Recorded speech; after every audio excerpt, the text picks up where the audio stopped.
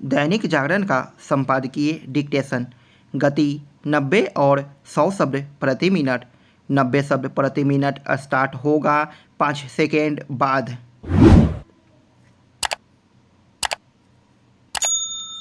Start. Lok Sabha में अविश्वास प्रस्ताव पर बीते 2 दिनों में जैसी चर्चा हुई, उससे यह नहीं लगता कि इस प्रस्ताव के जरिए विपक्ष जो कुछ हासिल करना चाहता था उसे प्राप्त कर सकेगा। विपक्षी नेताओं ने मणिपुर में हिंसा को लेकर मोदी सरकार को कठघरे में खड़ा करने की हर संभव कोशिश की और इस क्रम में राहुल गांधी ने तो इस राज्य में जो कुछ हो रहा है उस सब के लिए प्रधानमंत्री नरेंद्र मोदी को व्यक्तिगत तौर पर दोषी ठहरा दिया। उनके आक्रोश भरे संबोधन से एक बार फिर यही ध्वनित हुआ कि वह प्रधानमंत्री को नीचा दिखाने के अपने एक सूत्रीय एजेंडे पर ही चल रहे हैं। यह और कुछ नहीं, अंधविरोध की राजनीति है। राहुल गांधी की माने तो मोदी सरकार ने मणिपुर को जानबूझकर हिंसा की आग में झोंका। यह निष्कर्ष पूरी तौर पर संकीर्ण राजनीति से ही प्रेरित है, क्योंकि कोई भी सरकार ऐसा नहीं करती और कम से कम अपने दल द्वारा शासित राज्य में तो बिल्कुल भी नहीं। यह विचित्र है कि राहुल गांधी और अन्य विपक्षी नेताओं ने मणिपुर की घटनाओं के लिए बड़ी आसानी से राज्य सरकार के साथ केंद्र को तो पूरी तौर पर दोषी ठहरा दिया, लेकिन उस मूल कारण की चर्चा करने से कन्नी काट गए जिसके चलते वहाँ हिंसा भड़की। किसी को यह नहीं भूलना चाहिए कि मणिपुर इसलिए हिंसा का शिकार बना क्योंकि हाई कोर्ट ने मैतेई समुदाय को लेकर एक ऐसा निर्णय दिया जो उसे देने का अधिकार ही नहीं था।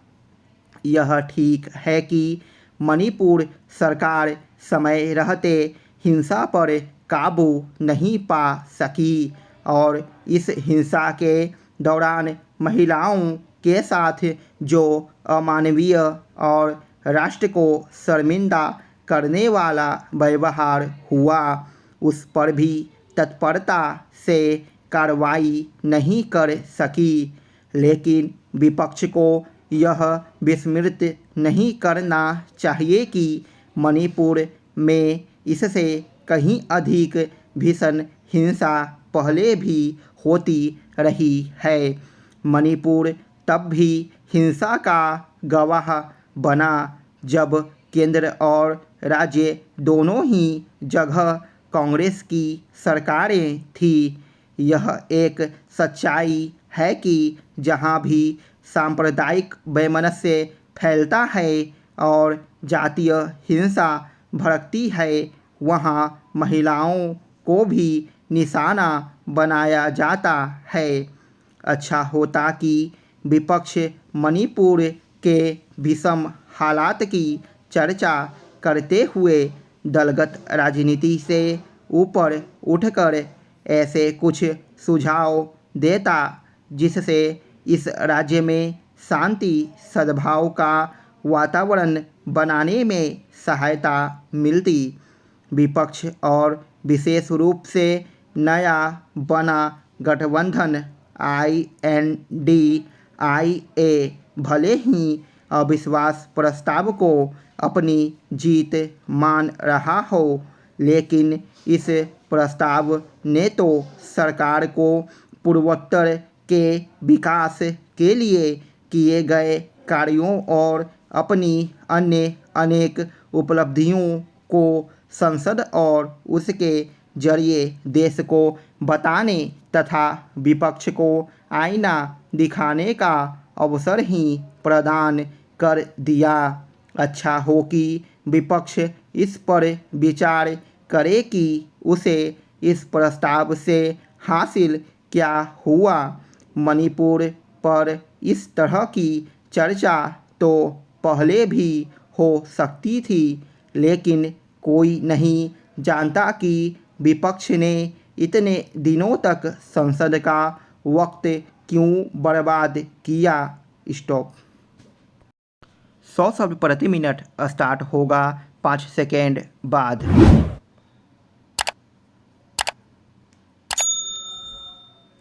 स्टार्ट। लोकसभा में अविश्वास प्रस्ताव पर बीते 2 दिनों में जैसी चर्चा हुई, उससे यह नहीं लगता कि इस प्रस्ताव के जरिए विपक्ष जो कुछ हासिल करना चाहता था उसे प्राप्त कर सकेगा।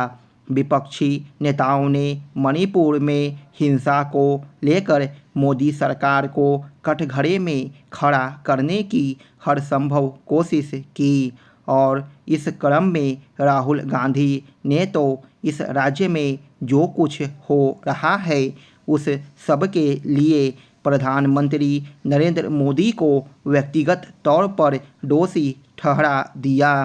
उनके आक्रोश भरे संबोधन से एक बार फिर यही ध्वनित हुआ कि वह प्रधानमंत्री को नीचा दिखाने के अपने एक सूत्रीय एजेंडे पर ही चल रहे हैं। यह और कुछ नहीं अंधविरोध की राजनीति है।